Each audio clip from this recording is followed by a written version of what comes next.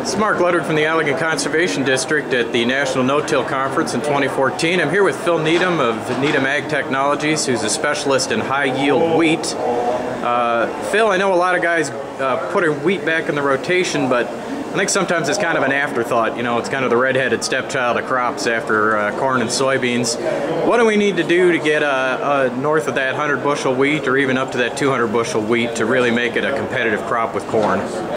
Well, I had the opportunity to come to this country in the late 1980s. A large farm ag retailer brought me to the US along with a number of other British agronomists.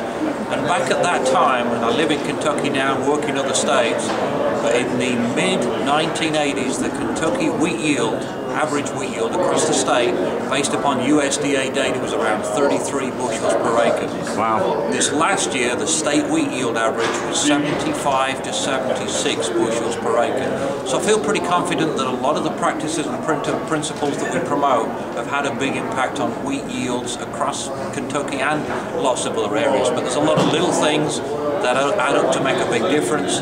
Obviously a good piece of seeding equipment set up to get all the seeds in the ground to a consistent depth so all plants emerge consistently is important. Spreading the residue at harvest time is pretty important also, again to get uniform emergence out of the soil. So setting up a combine chopper spreader combination to do a better job is pretty important. Probably one of the important things, and I've got here in my hand a stream bar. One of the important things when we started out in this country was getting nitrogen applied evenly across the field. Some growers came to me at this conference showing me some pictures of their fields using aerial photographs. Their fields are uniform when they apply their nitrogen evenly using liquid nitrogen through a sprayer using the stream bars. Okay. And before they were seeing streak fields when they're using single or double disc spinner spreaders using dry products like urea, very light material, on rolling ground, windy days, not correctly set up equipment. It was causing streak fields. They were having lodging in the high nitrogen rate areas and lower yields in the areas which didn't receive as much nitrogen. Yeah, so kind of the worst of both worlds. Right. So I'd say one of the most important things growers need to think about is getting nitrogen on evenly. We recommend a split application, 2 shots in the spring in most areas, but make sure the nitrogen is applied evenly and accurately, and this is one way to achieve that. Okay. As far as getting your populations right, I know when I saw you talk last year, you talked about the tremendous variation in the size of wheat seeds, and how does a guy reliably get a population right? Sure. Well, most seed companies that we work with or been associated with or been out of working relationship always make sure that the batch of wheat, the pro box, the bulk bag, the bag of seed, whichever you purchase in it, whichever unit you're purchasing it within, has a seed count on the lot, on the seed lot. So you know if you got 11,000 seeds per pound in that seed lot, 13,000, 15,000. So yeah, we plant by seed population. So the earlier you plant, the less seeds you plant. The later you plant, then the more you have to increase the seeding rate. So you need to plant by seeds, not pounds per acre like some people still do. We're also, especially in the northern climates, we're also seeing big benefits to row-placed phosphate. So guys will say, well, I've got a box drill, I can't put dry phosphate down. We're having pretty good luck. As long as they're taking care, you can put phos in the row, mix it with your wheat seed in the box drill. Just be careful if it rains, put a tarp over the drill so it doesn't gum up your seed meters. Sure. When you finish planting, just clean your drill out. But yeah, uniform emergence is important, and phosphorus in the row helps achieve that. Some work, Dr. Peter Johnson's work out of Ontario, I think it shows approximately a 7 bushel per acre yield increase to phosphorus in the row compared to broadcast, and that's dry phosphorus. Sure. Is a 7.5-inch row narrow enough to get those super high yielding yields of wheat, or do we need to think about narrowing that up? This is a field of wheat that I manage that was over 100 bushel per acre. It was on 7.5-inch spacing. I prefer the narrower rows, 7.5 or narrower. Yeah, there's lots of work from private institutions, public institutions that shows the narrower the rows the better. So 5, 6, 7 inches would definitely be my preference. I would not recommend 10 or wider. There's definitely yield loss associated with the wider rows, especially when you're planting later.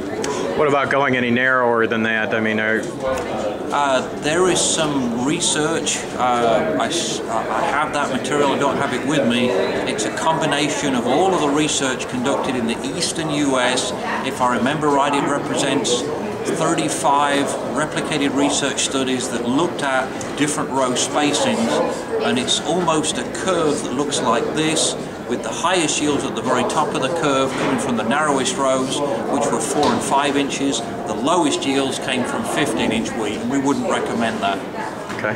What do you think the yield potential of wheat is in various regions in the United States? I mean, if you've got a field that makes 100 or 110 as a field average, and these are larger fields, not just smaller fields, it's very common to see yields on calibrated yield monitors. If you've got a field average of 100, it's very common to see yields on the yield monitor in the better areas of the fields, 130, 140, maybe 150. So that gives you a glimpse at what yield potential is. I had some fields in Kentucky this past year. One of my growers won the state yield contest. I think it was 121 bushel per acre, but on the yield monitor he was getting 150, 160 in the better areas of the field. So the challenge for us is trying to figure out why certain areas of the fields are making those high yields. But if you've got a field average of 100 and you've got areas that are making 150, you know there's areas out there that are making 60 or 80. So the challenge that we have is trying to determine why there's such a wide swing in yields. Is it soil type? Is it fertility? Is it weeds, insects, diseases, physical soil characteristics, compaction? There's lots of reasons why the yields could be lower, and that's essentially a lot of what we do. So it sounds like it's like a lot of the other crops. The more uniform we can get that field over time through adjusting various things, the better off we're going to be. Yeah, uniformity of emergence is big. There's lots of research from around the world that can substantiate that statement. But yeah, you've got to get plants out of the ground evenly. You know, historically guys would just get a wore-out drill, take off drilling, and it came up and they were happy. But when you really get out there, doing stand counts, looking at plants, looking at seeding depth, looking at number of tillers per plant and the standards of plant health, there's lots of variability, and that's not good for wheat yields. Yeah. I know you do high-yield wheat schools around the country. What could our farmers look forward to if they were to choose to attend a school like that? You know, I do about 60 seminars a year from Ciudad Obregón in Mexico, on the western side of Mexico, across most of the US, up into Ontario and western Canada. That's where I do most of my meetings. I do some in other countries also, but we do a lot of seminars that basically teach and help farmers through replicated research trials understand the different pieces of wheat management. So yeah, we do a lot of seminars. If you can get a group together, we could do one if you give us some notice. Okay. All right. Well, Phil, thank you so much. Really appreciate it. All right. Thank you. You bet.